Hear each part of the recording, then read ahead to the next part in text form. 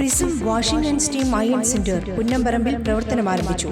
Thekkumkara panchayat president T V Sunilkumar ഉദ്ഘാടനം ചെയ്തു. നൂതന സാങ്കേതിക വിദ്യ ഉപയോഗിച്ച് വസ്ത്രങ്ങൾ വാഷിംഗ്, അയണിംഗ് എന്നിവ ചെയ്തു കൊടുക്കുന്ന യൂണിറ്റാണ് പ്രവർത്തനം ആരംഭിച്ചിട്ടുള്ളത്. പുന്നമ്പറമ്പ് സെന്ററിലുള്ള കളക്ഷൻ സെന്ററിൽ വസ്ത്രങ്ങൾ സ്വീകരിക്കും.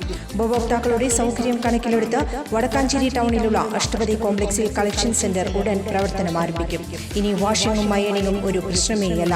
കൂടുതൽ വിവരങ്ങൾക്ക് 9650444445 എന്ന നമ്പറുമായി ബന്ധപ്പെടുക.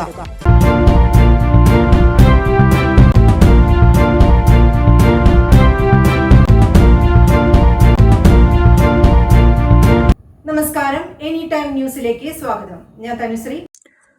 NCPയിൽ മന്ത്രിമാറ്റമുണ്ടായേക്കും. മന്ത്രി AK ശശീന്ദ്രനെ സ്ഥാനത്ത് നിന്ന് മാറ്റി തോമസ് കെ തോമസിനെ മന്ത്രിയാക്കാനാണ് നീക്കം.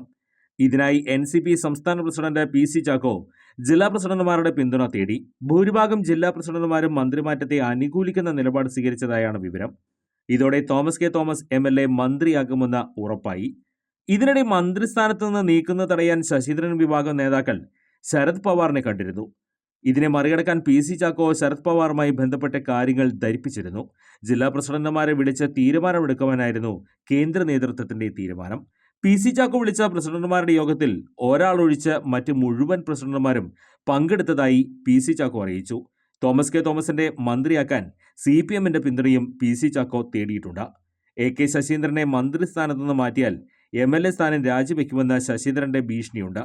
അങ്ങനെയെങ്കിൽ അത് പാർട്ടിക്കേറെ തലവേദനയാകും. News desk, any time news.